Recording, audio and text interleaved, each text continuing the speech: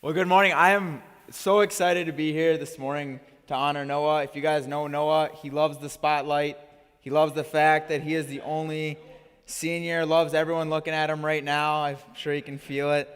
No, Noah, if you know Noah at all, he's way more comfortable just killing it on the keyboard and staying in the shadows. But congratulations, Noah, for real, from the bottom of my heart. You're going from level 1 to 800. Very quickly. It's kind of crazy. On my memory thing on Facebook, if you guys have any of that, I graduated high school 10 years ago and 2 days ago, and for some of us, it's a little longer than that, and if you're out in the lobby, it's shorter than that. They'll probably laugh in about 10 seconds because there's a 10-second delay, but for some of us, we know that feeling of graduation, that feeling of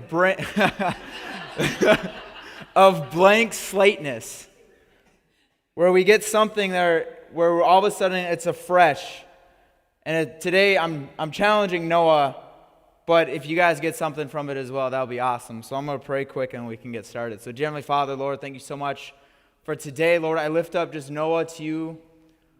Lord, he has just been such an awesome youth student. Lord, he's been such an awesome person. Lord, he's been such an awesome leader without being in the spotlight, but a leader in ways he doesn't even know. Lord, he is following your calling, Lord, and I just thank you so much for Noah. And Lord, I just thank you so much for today, Lord. The words that come out of my mouth, Lord, let them be from you. It's in your mighty and holy name. Amen. All right, so today we're honoring Noah, so I'll give you the first crack at it. Could you throw up that first slide, please? It's not betting, but I'll give $20 American if, not this one, the list, sorry. Nope, go on. Did you see it? All right, everyone's going to say no, and then they're going to know it. All right, Noah, if you can name what these 10 people did, I will give you $20 American. Very prominent in the Bible. Very. And if you can't, then I'll open it up to everyone else. That's why I have it on a screen. All right, can anyone else name what these 10 people did? I'm looking at Henry, because Henry's just a Bible whiz in youth group. What do we get for $5? I'll leave the stage. No. All right, if it makes you feel better, so this is actually a sermon analogy. I heard we have a youth pastor retreat, and this speaker came up, and he was in front of like 120 pastors or pastor spouses, and no one knew it. So you're semi in the clear. But now, Sam, now will you do the next one? Oh, he's going to make Travis do it? All right, this isn't for money, but what if I add those two names? Does anyone know what these 12 people did? Spies. Henry's mom. Got it, Nancy. I went to Carmen in the coffee shop. I'm like, Carmen, I'm going to take $20, but I bet I'll bring it back to you. See, there's these 12 spies, and if you just name the 10, no one knows what they did. It doesn't really matter except for the 2 that actually did something that God has called them to do. And that's my challenge for you today, Noah. See, just for some context, Moses leads this nation out of slavery, out of Egypt, and they're going to the promised land, the thing that God has called them to do. And they all have this blank slate, and these people are seeing God do miracle after miracle after miracle, where literally they're fleeing, and this Red Sea just parts. So I did a little research, and they estimate that the spot where the sea parted was literally 5 to 10 kilometers. And for some of you, you're like, I don't even want to run a 5K. And God spoke, and that's how much distance split. Eric, I love that you're laughing. So it says 5 to 10 kilometers. So 3 to 6 miles, this sea just split. And maybe you've heard that story before. It's a pretty common story. But the Israelites were leaving slavery and going to this, and they see God do a miracle in front of them. And then all of a sudden, they start complaining, we're hungry, we're hungry. So God sends manna down from heaven, and they get fed, and another miracle happens. And then all of a sudden, they're no longer slaves anymore. And Noah, you might feel like that now being done with high school and college. I'm free. I am free at last. And maybe you've had that feeling, I'm free at last. Maybe if you've quit a job or had some, have something happen, when Levi finally moves out, John is going to be like, I'm free at last. See, and then all of a sudden a few years go by and the Israelites start complaining even more. They're saying, hey, that one miracle that you've been doing by giving us manna, it's now no longer good enough. We want something a little bit better. We want some meat. And God pulls something out of the air. It's quail. It's a bird. It's a Bible joke. Pulled the quail out of the air because God is fun that way. I absolutely love it. So these Israelites are complaining and they're getting upset. God, you're doing miracles, but it's not good enough. God, you're doing miracles, but it's not good enough. And all of a sudden there's this discord happening. I'm just going to summarize Numbers 12. And Moses, he's leading the Israelites away to the promised land, and all of a sudden they've had it. They're getting upset over any and everything that they can do. We're literally, in Numbers 12, it says literally they don't like Moses' wife, so they start talking trash about her. Like they're just finding anything to complain about at this point. Like, we don't like your woman. She's from a different nation. How dare you? And they're making a big deal out of everything. And then Moses, I love it because he's the author of Numbers. And here's what it says in Numbers 12. I don't know why they're insulting me, Moses, the most humble man ever. As he's authoring it, I am the most humble man ever. Why are they dissing my woman, like my lady? I just love it. And there's this tension in the air, and all this is coming to a head, and they're fleeing, and all this thing is happening. And Moses is leading this revolt to pursue what God has planned for him, what God has promised for the Israelites. And he's trying to lead them to what God is telling him, and all he's hearing is all these complaints, and they're talking about his wife, and man, they're just finding anything to complain about. See, at one point they were trapped, but he split the sea. And at one point they don't have food, so he gives them manna. And that food's not good enough, so he sends quail. I love it. In Numbers 11, God says, you know what? I'm going to send them so much quail within a month, it's going to come out of their ears. I'm going to give them so much of what they're asking for, they're going to get sick of it. See, and Moses is having all this happen in a short span in 3 years. Despite miracle after miracle, despite complaint and attitude, God was there for him every step of the way. And I think about that in my life, and maybe you could think about it in your life. Man, how many times have I complained about things that has God given me? Or how many times have I complained about life? Or how many times have I had a stinking attitude about things? And God was still there to show up despite my attitude, despite my complaining, despite that. And it's finally time to get to the promised land, the spot that they have been waiting for, the reason that they fled captivity, the reason that they left, the reason it was worth death was to get to this promised land, because God had a purpose bigger and better than what they were in right there and what they could even imagine. So Moses sends out these 12 spies, and they are all within sight of the promised land. They can physically see this promised land, and they're seeing miracle after miracle happen. And here we are in Numbers 13, and I'm sorry if I mispronounce things. I try to go through it. I'm sorry. Please don't hate me. But here's where we are. It's a lot of scripture, but Numbers 13, starting in verse 17, says this. When Moses sent them to explore Canaan, he told them, go through Negev and then into the mountain region. See what the land is like and whether the people there are strong or weak, few or many. Is the land they live in good or bad? Do their cities have walls around them or not? Is the soil rich or poor? Does the land have trees or not? Do your best to bring back some fruit from the land. So the men explored from the desert of Zin into the border of Hamath, and they went through Negev and came to Hebron, where Amian, Shesha, and Talmiah live, where they are descendants of Anak. Anak, he is like the great-great-great-great-grandfather of Goliath. That's the breed of people that Goliath came from 500 years later, just for context. And when they came to Ishkal Valley, they cut off a branch with only one bunch of grapes on it. They carried it on a pole between the two of them. So think of this. They are seeing this fruit from the promised land, and they're out to check out if it's good or not. So they go to a branch that has the least amount of fruit. It only had one bunch of grapes on it, and they cut it down, and it's so large, 2 people still had to carry it back. That's how plentiful this land is. So 40 days later, they came back from exploring the land. They came back to Moses, Aaron, and the whole community of Israel of Kadesh in the desert of Paran. They gave their report and showed them the fruit of the land. This is what they reported to Moses. We went to the land where you sent us. It really is a land flowing with milk and honey. Here are some of its fruits. But the people who live there are strong, and the cities have walls and are very large. We even saw the descendants of Anak. There, the Amalekites live in the Negev, the Hittites, Jebusites, and Amorites live in the mountain region, and the Canaanites live along the coast of the Mediterranean Sea and along all the Jordan rivers. Caleb told the people to be quiet, to listen to Moses, Caleb, and said, "Let's go now and take possession of the land. We should be more than able to conquer it." But the men who had gone there with him said, "We cannot attack those people. They are too strong for us."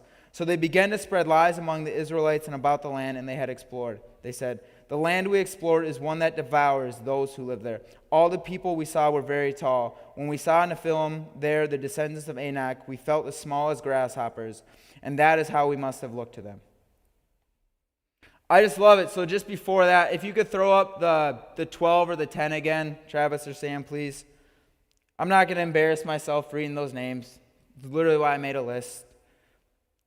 See, these men that we very rarely hear about, or we don't even know, really.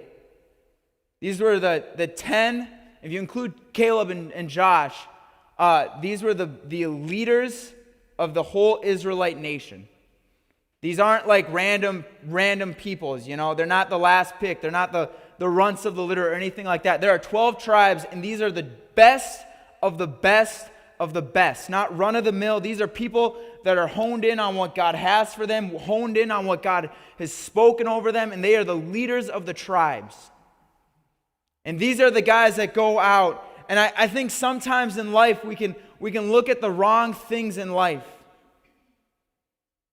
We can look at the wrong things in life. We can look at what could go wrong rather than right. So Noah, as you're going into this spot where you're just starting life out, really, adulthood out, really, you're 18 now, as of a week ago. Blank slate. Remember that this is your land. Remember who your God is. They just saw God do all these amazing things, all these amazing miracles. I've seen God work in the church. I've seen God work in your life. Noah, I know you've seen God work in your life in so many things. But when it's time to finally go out to the promised land, when it's finally time to go out of the comfort zone, why do we always have the mindset it's not going to work? We're seeing the negative rather than the fruit that God has for us, rather than what God has given us. Even though we've seen him work time and time again, we still look at the Anaks, the giant people. It's such a humbling verse that 83% of the elite of God's crew gave up. It's like, you know those verses that just like hurt your heart, where you're like, don't let me be that person. Don't let me be lukewarm. Don't let me be guilty of this. Don't let me be guilty of being those 10 people that's, sorry, Sam. Don't let me be guilty of those 83%.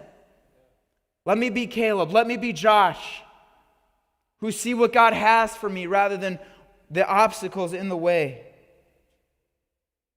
Noah, as you cross from a finish line to a starting line, and for some of us in our room today that we're at that spot, don't ever settle just outside the promised land that God has given you.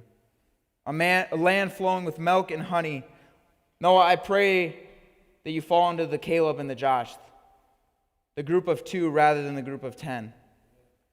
Maybe if you've been reading the Bible or praying, or the Holy Spirit has nudged you, or if whenever John's speaking, or if you're listening to another pastor or anything like that, or someone says something and it just speaks up in your life, I just pray that you see what God has for your life rather than the obstacles in the way. Because God is doing miracle after miracle after miracle in our lives. So today, such an exciting time to honor the next generation. I love it. This is one of my favorite Sundays. And man, I know worship team doesn't do it for applause, but dang, like you guys killed it. Killed it this morning. And killed is good. I'm hip. I know. Word. So today I just have 3 simple points. And Noah, I pray this for you. And if you guys get something from it, that's awesome too. So point number 1 is, who are you surrounding yourself with? Who are you surrounding yourself with? And this comes into context like this. So in Numbers chapter 11, verse 4, here's what it says. Some foreigners among the Israelites had a strong craving for other kinds of food. Even the Israelites started crying again and said, only if we have meat to eat. See, so foreigners all of a sudden get into the Israelite camp and they start complaining. I think the only thing more contagious than a cold is complaining. And maybe John's going to have a long meeting with me after service today. But man, complaining sometimes, it feels so good to know other people, where you can just, let's just be real for a moment. Complaining just fuels complaining. Where we can get to this spot where, all of a sudden you just feel so good, and then other people do it and you're like, yes, I can complain. I can do it like everyone else is doing. Everything else is negative. And there's always a reason to complain. There's always a reason to complain with someone else. There's always something you're not satisfied with. And you can get to this spot where the people you surround yourself with, all of a sudden you're like, all I do is complain when I'm around them. So these foreigners who have no business being with the Israelites, and I'm not saying foreigners are bad, please don't hear that. But what I am saying is that these foreigners get into the camp and all of a sudden they start complaining. And the Israelites that have this miracle of manna come down, all of a sudden they're like, you're right, manna isn't good enough. You're right, God's miracles aren't good enough. This isn't good enough. I want meat, I want quail. And we get to this spot where complaining, it just breathes death into situations. It breathes death into what God has for your life. It makes you not satisfied with the miracles that He's done and that He's currently doing in your life. Literally every day, manna would fall down, and twice the portion would come down Saturday, so that way Sunday they could have off. Because God takes care of every situation. I just love it. And the Israelites all of a sudden have people that shouldn't be speaking into their life, speak into their life, and it caused them to miss what God had for them.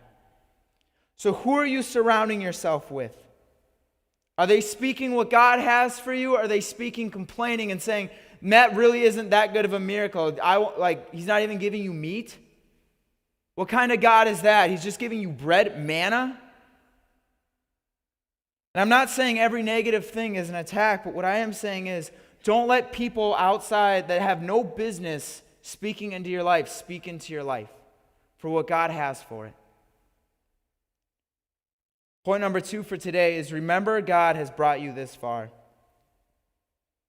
See, I brought it up earlier. One of my favorite things is Facebook memories. If you're not on Facebook, it's probably better. But if you're on Facebook, they have these fun things called Facebook memories. So you see what you posted or photos that you're tagged in or anything like that, and you get to see yourself when you were 17 and not as smart as you maybe are now. Except for you guys. You guys are smart. But I got Facebook when I was 14, and 14-year-old Mitchal, not a fun person. You can look at stuff, and you can look, I love it, but you look back and you're like, how did I ever think that way? How did I ever think that way? And Noah, you're 18 now, so you're mature. You're not in that group. You're an adult, right? See, they get to this spot where they forgot that God has brought them this far. They forgot that God has brought them this far. Out of Egypt, over 6 miles of riverbed that He brought them out of. He got them to flee, and just them fleeing is a miracle. He was sending plagues onto Pharaoh. And because of that, they left, and all of a sudden, they crossed this miracle riverbed that all of a sudden happens, and all of a sudden, manna's falling down. I just love how much God is providing for people that just sit and complain all day. And God is still a faithful God. And He does all this, and then all of a sudden the Israelites forget that God has brought them this far. You're at the spot, you're just outside the promised land because God has brought you this far. You're just outside what God has called you to do because God has brought you this far. I think of my life when I was 14 compared to today. Man, God has brought me so stinking far. I'm such a different person. God has done amazing things. And Noah, I know specifically for you, he's done amazing things every year I've known you. I know he's answered prayers. I know he's shown up in things in your life. And he gets to that spot. I just want to encourage you guys today to know that God has called you a conqueror. He has called you a child of His. He has called you the head, not the tail. He has called you to a more abundant life. And we get to that spot where God has spoken all these amazing things. If you go on Google and you say, what does God think about me? Oh, it's amazing, where He's like, you're a more abundant life. You're a child of God. You are redeemed. You are restored. You are all these things. And then all of a sudden we get to this, God, you don't know how difficult it's going to be. Do you see those giants? Do you see how many people there are? No one else is showing up. No one else prays. No one else is doing this. No one else. It can't be done. But God looks at us and you're right outside that promised land. You're right outside what I've called you to do. You're right outside of the fruit about to be tasted. You're right outside of it. But we look at God and we say, my favorite verse of all time is Jeremiah 32:27. This is God just being God. I am the Lord, the God of all mankind. Is anything too hard for me? That is the God we get to serve. Is a God that says, I've brought you this far. I've taken you this far. Don't forget how far I've brought you. I've given you the promised land. I've given you the promised land to share with your friends. This is the reason you left captivity. This is the reason we left.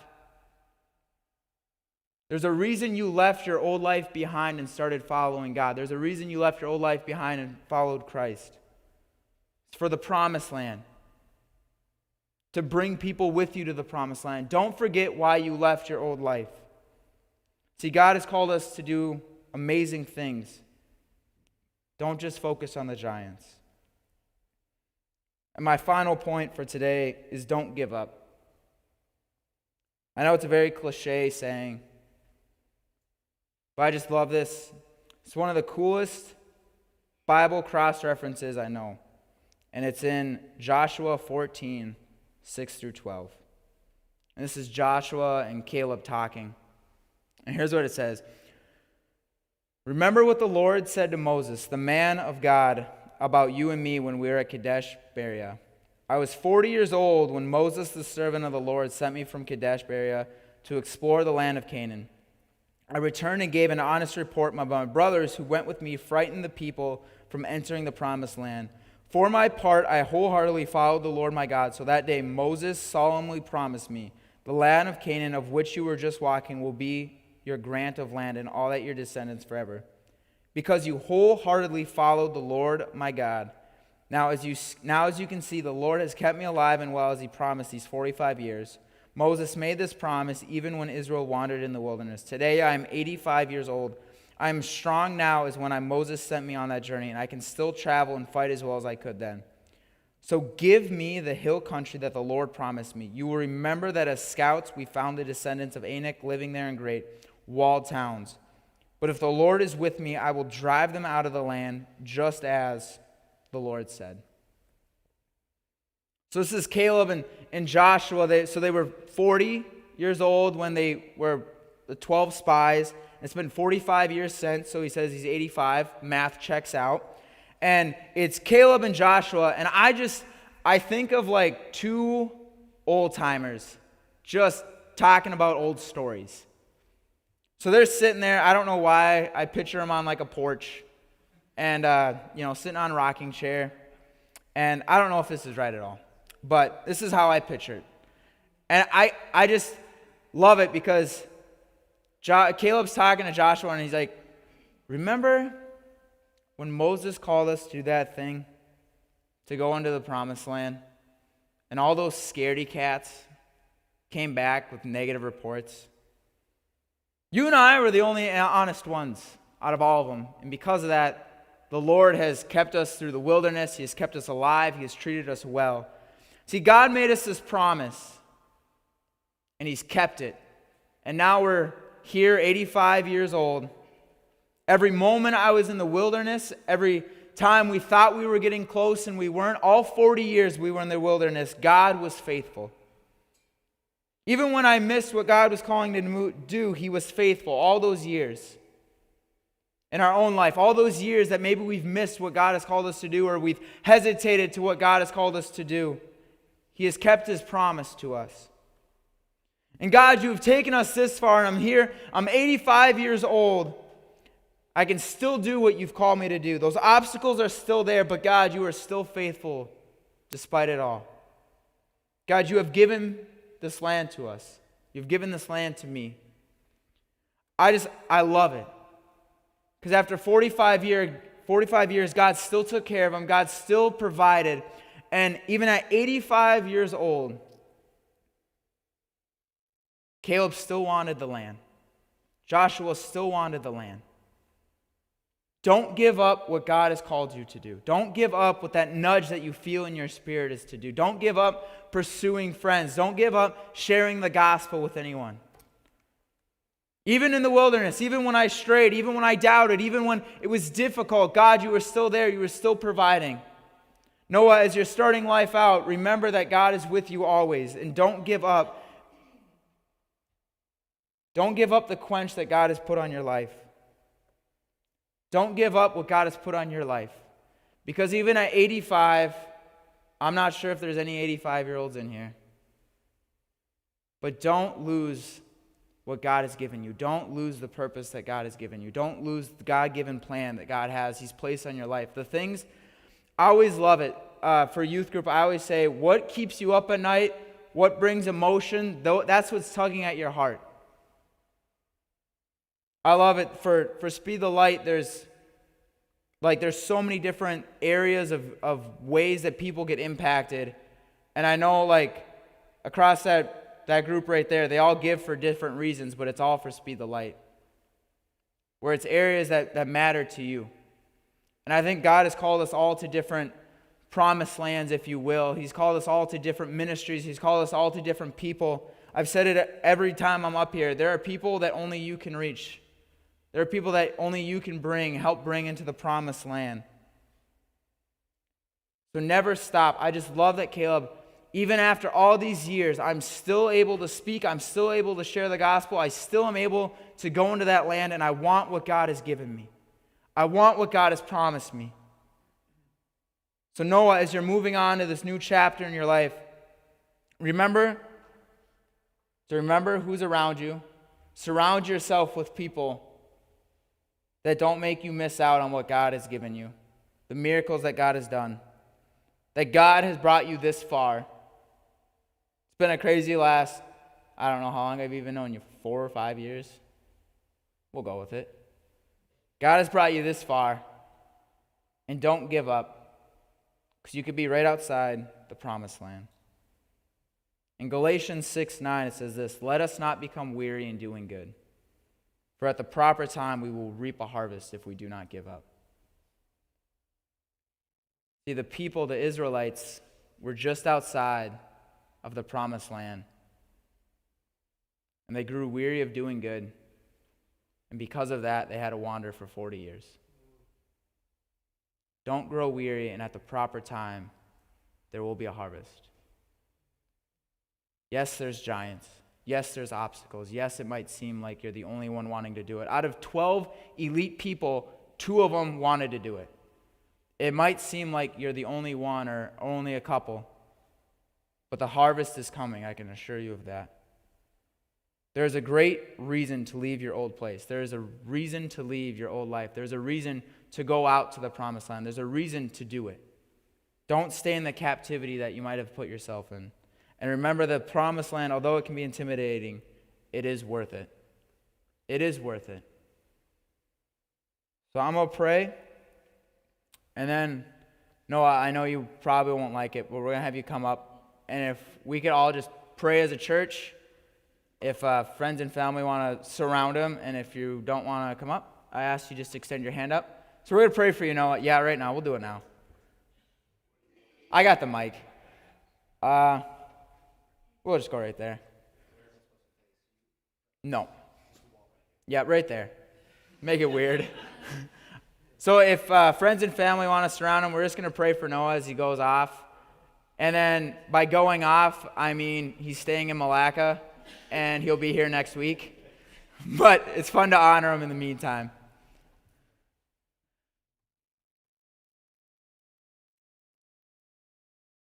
So dear Heavenly Father, Lord, I just thank you so much for today. Lord, I thank you so much for Noah. The laughs we've had, some tears were had as well.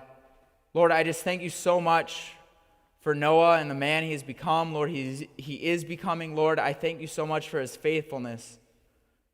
Where he steps off, Lord, just knowing that you're going to catch him. Lord, I just thank you so much for Noah. Lord, he is just such an amazing person. Lord, I pray right now for Noah to never forget the miracles you've done in his life, Lord.